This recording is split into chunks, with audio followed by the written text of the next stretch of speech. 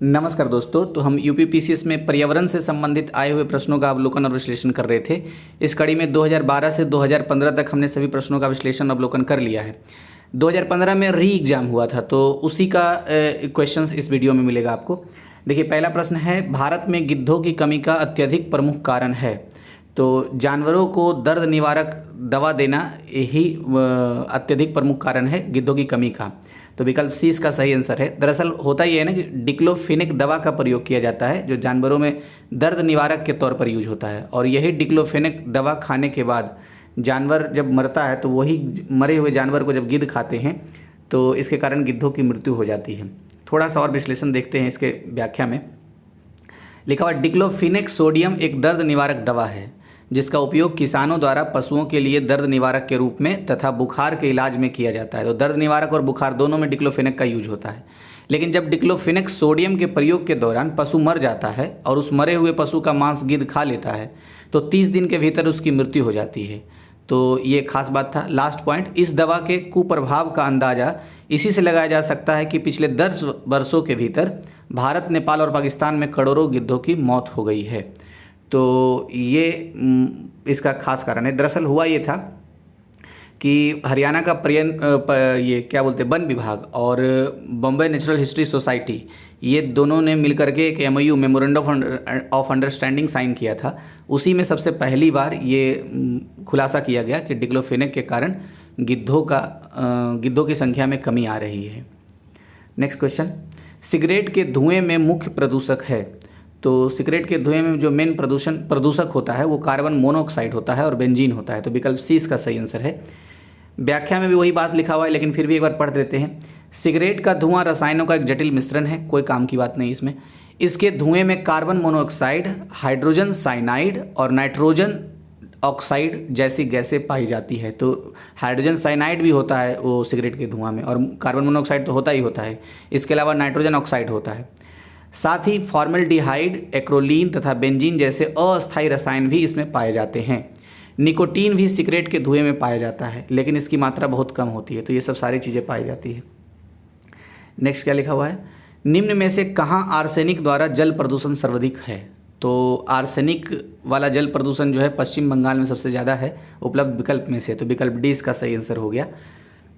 देखिए, इस व्याख्या में 2-3 पॉइंट प्रमुख है। भारत के गंगा ब्रह्मपुत्र के मैदानी इलाकों तथा बांग्लादेश के पद्मा मेघना के मैदानी इलाकों में भूमिगत जल आर्सेनिक प्रदूषण से अत्यधिक ग्रस्त है।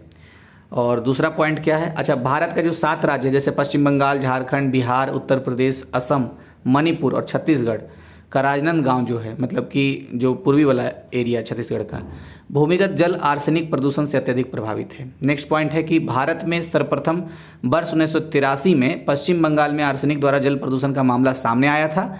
उल्लेखनीय है कि भूजल में आर्सेनिक की अनुमेय सीमा 10 माइक्रोग्राम प्रति लीटर तक है। तो ये तो इतना व्याख्या है। तो एक तरह से समझ बनाने के लिए मेन बात ये ध्यान रखना है कि जो पूर्वी भारत है, विशेष तौर पर जो बंगाल की खाड़ी वाला एरिया, वो आर्सेनिक जल प्रदूषण से प्रभावित है। नेक्स्ट, निम्न में से कौन पारिस्थितिकी तंत्र के विषय में सही नहीं है। तो जो सही है पहले उसे पढ़ लेते हैं। यह जैविक एवं अजैविक दोनों संगठकों से युक्त होता है। बिल्कुल सही है। पारिस्थितिकी तंत्र में न सिर्फ जैविक बल्कि अजैविक घटक भी होते हैं। अजैविक घटक के तौर पे जैसे कि क्या होता है, जैसे मृदा हो गया या फिर प्रकाश हो गया, ये सब सारी चीज़ें। और जैविक तो पता ही है, पेड़ पौधे, जंतु। दूसरा पॉइंट लिखा हुआ है, इसकी अपनी स्वयं की उत्पादकता होती है। तो हाँ, ये बिल्कुल सही है। पारिस्थितिकी तंत्र की अपनी स्वयं की उत्पादकता भी होती है। डी नंबर में लिखा हुआ है, प्राकृतिक संसाधन तंत्र होता है। हाँ, पारिस्थितिकी तंत्र एक प्रकार से प्राकृतिक संसाधन तंत्र होता है। सी नंबर क्यों गलत हो गया, इसका आंसर सी है। सी में लिखा हुआ है कि यह एक बंद तंत्र होता है। नहीं, ये पारिस्थितिकी तंत्र एक प्रकार का खुला तंत्र होता है। तो इसलिए ये गलत हो गया, क्योंकि यहाँ पर बंद लिखा हुआ है, लिखा होना चाहिए था खुला। व्याख्या में भी वही कुछ खास है, कुछ खास मिलेगा नहीं। इसको छोड़ करके आगे बढ़ते हैं। अच्छा, नेक्स्ट में लिखा हुआ है, निम्न में से किससे जलवायु परिवर्तन का क्रायोजेनिक संकेतक प्राप्त किया जाता है। तो आइस कोर से जलवायु परिवर्तन का क्रायोजेनिक संकेतक प्राप्त किया जाता है। विकल्प ए इसका सही आंसर है। व्याख्या पढ़ते हैं थोड़ा सा। हिम तत्व को ही आइस कोर कहते हैं अंग्रेजी में। तो हिम तत्व किसी ग्लेशियर या बर्फ की चादर को छेद कर प्राप्त किया गया एक बेलनाकार नमूना है। आई स्कोर अतीत की जलवायु और वातावरण की जांच करने के लिए सबसे प्रत्यक्ष और विस्तृत अभिलेख है। तो एक पॉइंट ये भी है कि आई स्कोर से हम वातावरण की जांच भी करते हैं, जलवायु और वातावरण की। तो अच्छा, नेक्स्ट पॉइंट क्या लिखा? आई स्कोर से जलवायु परिवर्तन का क्रायोजेनिक संकेतक प्राप्त किया जाता है। तो वही क्वेश्चन वाला बात यहाँ पर दोहराया हुआ है। नेक्स्ट पॉइंट क्या है? निम्न में से, अच्छा ये जो क्वेश्चन था, फिर ये अभी जो हमने डिस्कस किया आई स्कोर वाला, ये थोड़ा नया टाइप का क्वेश्चन था, अभी तक मिला नहीं था ये। नेक्स्ट है, निम्न में से कौन जलवायु परिवर्तन के खगोलीय सिद्धांतों से संबंधित नहीं है? तो जो संबंधित है पहले उसे देख लेते हैं। पहला लिखा हुआ है पृथ्वी की कक्षा की उत्केंद्रता यानी कि अंडाकार कक्षीमार्ग, तो ये संबंधित है। पृथ्वी की घूर्णन अक्ष की त्रियकता यानी कि झुकाव, त्रियकता मतलब झुकाव, तो पृथ्वी की घूर्णन अक्ष की जो झुकाव है वो भी संबंधित है। विषुव अयन यानी कि पृथ्वी के सूर्य से अपसौर और उपसौर की स्थिति, ये भी खगोलीय सिद्धांतों से संबंधित है। जबकि सौर किरणित ऊर्जा यानी कि सौर विकिरण जो है ये किससे संबंधित नहीं? खगोलीय सिद्धांतों से संबंधित नहीं है, इसलिए विकल्प डी इसका सही आंसर है। व्याख्या देखने की कोई आवश्यकता नहीं है, लेकिन फिर भी चलो पढ़ देते हैं। मिलोटिन मिलानकोविच ने जलवायु परिवर्तन संबंधित सिद्धांत दिए थे। तो एक फैक्ट है इसमें कि जलवायु परिवर्तन संबंधित सिद्धांत किसने दिया था? तो मिलुटिन मिलानकोविच ने दिया था। ये नाम है मिलुटिन मिलानकोविच, इन्होंने ही जलवायु परिवर्तन संबंधित सिद्धांत दिए थे, जो कि पृथ्वी की लंबी अवधि के कक्षीय स्थिति से संबंधित है।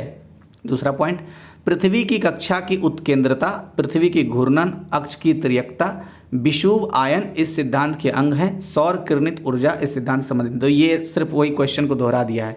मिलुटिन मिलानकोविच बस कल याद रखना, ये जलवायु परिवर्तन सिद्धांत से संबंधित हैं। नेक्स्ट क्वेश्चन, निम्नलिखित में से किसे मेगा डाइवर्स देश के रूप में जाना जाता है? तो ऑस्ट्रेलिया को मेगा डाइवर्स देश के रूप में जाना जाता है। व्याख्या में देखिए वही लिखा हुआ है, मेगा डाइवर्स ऐसे देश का समूह है जहां पृथ्वी की अधिकांश प्रजातियां पाई जाती है, इसलिए इन देशों को अत्यधिक जैव विविध माना जाता है।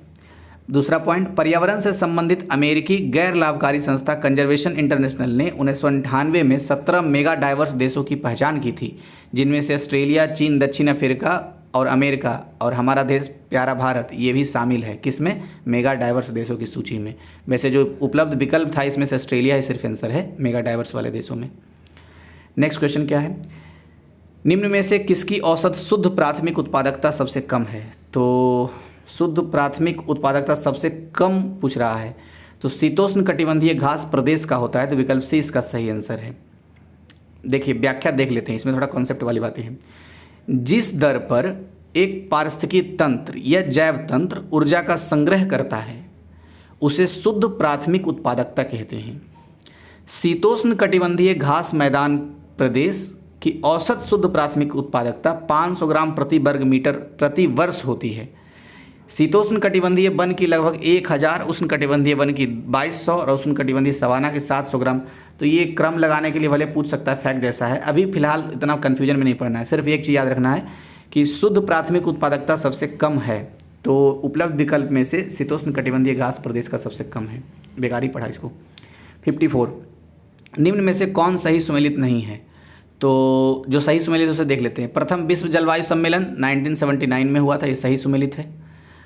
दूसरा क्या लिखा हुआ है? प्रथम पृथ्वी शिखर सम्मेलन, तो एजेंडा 21 इसी से संबंधित है। प्रथम पृथ्वी शिखर सम्मेलन ये 1992 में हुआ था ब्राज़ील के रियो डी जेनेरियो में, वहीं से एजेंडा 21 को अपनाया गया था। सी नंबर में पृथ्वी शिखर सम्मेलन +5 ये 1997 में हुआ था, तो ये सब सम्मिलित है। जबकि लास्ट में जो है सम्मिलित नहीं है, क्यों? क्योंकि कार्बन व्यापार प्रोटोकॉल के सामने मॉन्ट्रियल लिखा हुआ है, जबकि कार्बन व्यापार प्रोटोकॉल जो था, कार्बन ट्रेड प्रोटोकॉल, ये क्योटो प्रोटोकॉल में अपनाया गया था, तो मॉन्ट्रियल में नहीं, इसलिए गलत हो गया। नेक्स्ट क्वेश्चन क्या है? निम्न में से कौन सागरीय राष्ट्रीय उद्यान है? तो मन्नार की जो खाड़ी है, मन्नार की खाड़ी, विकल्प डी, यही सागरीय राष्ट्रीय उद्यान है, तो विकल्प डी इसका सही आंसर हो गया। व्याख्या में लिखा हुआ मन्नार की खाड़ी सागरीय राष्ट्रीय उद्यान है, यह तमिलनाडु में स्थित है, इसकी स्थापना 1986 में हुई थी। तो मन्नार की खाड़ी तमिलनाडु में है, 1986 में स्थापित हुई थी। अच्छा, राष्ट्रीय उद्यान संबंधी हमने कुछ फैक्ट पर बात किया था। जैसे पहला राष्ट्रीय उद्यान कौन सा है? तो जिम कॉर्बेट राष्ट्रीय उद्यान, इसी को हैली राष्ट्रीय उद्यान कहते हैं। आज़ादी से पहले 1936 में जिम कॉर्बेट राष्ट्रीय उद्यान का स्थापना हुआ था। सबसे बड़ा राष्ट्रीय उद्यान कौन सा है? तो हेमिस राष्ट्रीय उद्यान, ये जम्मू एंड कश्मीर में। सबसे छोटा साउथ बटन आइलैंड, तो साउथ बटन आइलैंड कहाँ है? अंडमान निकोबार में। अच्छा, सबसे ज़्यादा राष्ट्रीय उद्यान कौन से राज्य में है? मध्य प्रदेश में। और पंजाब ऐसा राज्य है जिसमें एक भी राष्ट्रीय उद्यान नहीं है। नेक्स्ट पॉइंट, निम्नलिखित में से किस देश ने गैसोलीन में एथेनॉल मिश्रित करना कानूनन अनिवार्य कर दिया है? तो ब्राज़ील देश ने कानूनन अनिवार्य कर दिया। शायद उस साल का करंट अफेयर्स है। नहीं 1976 से ये बात है, तो करंट अफेयर नहीं, एक तरह से एक अवेयरनेस वाली बात है। वर्ष 1976 से ही ब्राज़ील की सरकार ने गैसोलीन में एथेनॉल मिश्रित करने का कानून अनिवार्य कर दिया था। नेक्स्ट क्वेश्चन देखिए, ये रिपीटेड क्वेश्चन है। निम्नलिखित में से किसे भारत में जैविक विविध हॉटस्पॉट के रूप में पहचाना जाता है? तो जैविक विविध हॉटस्पॉट के रूप में पश्चिमी घाट को पहचाना जाता है उपलब्ध विकल्पों में से, तो विकल्प 20 का सही आंसर हो गया।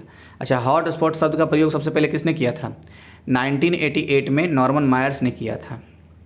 नेक्स्ट, इसमें वही सब सारी बातें लिखी हुई है, कुछ खास नहीं है, बस ये बात एक फैक्ट के रूप में कि भारत में 4 जैव विविधता हॉटस्पॉट स्थल है। एक पूर्वी हिमालय, दूसरा पश्चिमी घाट, तीसरा म्यांमार भारत सीमा और चौथा सुंडालैंड। तो बस इतना ही बात है। नेक्स्ट, निम्नलिखित में से कौन एक पारिस्थितिकी तंत्र की जैव विविधता की बढ़ोतरी के लिए उत्तरदायी नहीं है? तो जैव विविधता के पारिस्थितिकी तंत्र में जैव विविधता होता है, उसके बढ़ने के लिए उत्तरदायी नहीं है, इसके बारे में पूछ रहा था। जो बढ़ने के लिए उत्तरदायी पहले उसको देख लेते हैं। पारिस्थितिकी तंत्र की उत्पादकता, अगर उत्पादकता ज़्यादा रहेगी तो जैव विविधता बढ़ेगा। मध्य व्यवधान ये भी है। पारिस्थितिकी तंत्र की आयु ये भी है। तो ABC तीनों है, लेकिन पोषण स्तरों की कम संख्या, अगर पोषण स्तर की संख्या कम होगी पारिस्थितिकी तंत्र में तो जैव विविधता में बढ़ोतरी नहीं होगी। तो इसलिए विकल्प D इसका सही आंसर हो गया। अच्छा, जैव विविधता शब्द का प्रयोग सबसे पहले किसने किया था? तो WG रोजन ने 1985 में किया था, और ठीक इसके 3 साल बाद 1988 में हॉटस्पॉट जैसे शब्दों का प्रयोग नॉर्मन मायर्स ने किया था। नेक्स्ट क्या लिखा हुआ है? निम्न में से कौन प्रवाल विरंजन में सर्वाधिक महत्वपूर्ण कारक है? तो प्रवाल विरंजन में सबसे महत्वपूर्ण कारक, वैसे ये रिपीटेड क्वेश्चन है, वैश्विक ऊष्मन है। प्रवाल विरंजन में सर्वाधिक महत्वपूर्ण कारक वैश्विक ऊष्मन, विकल्प D इसका सही आंसर है। थोड़ा देख लेते हैं। प्रवाल विरंजन समुद्री तापमान और अम्लता में वृद्धि सहित पर्यावरणीय दबाव के कारण होता है, जिससे सहजीवी शैवाल का मोचन और प्रवाल की मृत्यु दोनों घटित होते हैं। प्रवाल विरंजन का सर्वाधिक महत्वपूर्ण कारक वैश्विक ऊष्मन है। देखिए, होता ये है, ये तो पढ़ाई होगा हमने, कि जो प्रवाल होते हैं, प्रवालों पे शैवाल रहते हैं, तो यही शैवाल अत्यधिक ऊष्मा के कारण हट जाते हैं वहाँ से। उसी को मोचन यहाँ शब्द यूज किया गया है, इसी को प्रवाल विरंजन कह देते हैं जब वो हट जाता है तो। नेक्स्ट क्वेश्चन लिखा हुआ, निम्न में से कौन सा कथन सही है? तो जो सही कथन है सिर्फ उसको पढ़ते हैं। जैव मंडलीय पारिस्थितिकी तंत्र में ऊर्जा का प्रवाह एक दिशीय होता है। तो ये बात तो सही है, पारिस्थितिकी तंत्र में क्या होता है? ऊर्जा का प्रवाह एक दिशीय होता है। अच्छा, इकोसिस्टम, एक पारिस्थितिकी तंत्र को अंग्रेजी में इकोसिस्टम बोलते हैं। तो इकोसिस्टम शब्द को सबसे पहले किसने प्रयोग किया था? A.G. टांसले ने किया था। और फिर इकोलॉजी शब्द का तो अर्नेस्ट हैकल ने 1869 में सबसे पहले शब्द का इकोलॉजी शब्द का प्रयोग किया था। इकोलॉजी का इन्होंने इकोलॉजी के रूप में प्रयोग किया था। ये कई बार हमने डिस्कस कर लिया है और ये पूछा गया प्रश्न है दरअसल। नेक्स्ट देखते हैं। अच्छा, एक पॉइंट इसमें है, इसके व्याख्या में, ऊर्जा का प्रवाह अजैविक प्रणाली से जैविक प्रणाली की दिशा में होता है। तो ये बात भी ध्यान रखना है कि ऊर्जा का प्रवाह कैसे होता है? अजैविक प्रणाली से जैविक प्रणाली के दिशा में होता है। तो ये इतना ही था 2015 के री एग्जाम में। अब नेक्स्ट 2016 का देखेंगे नेक्स्ट वीडियो।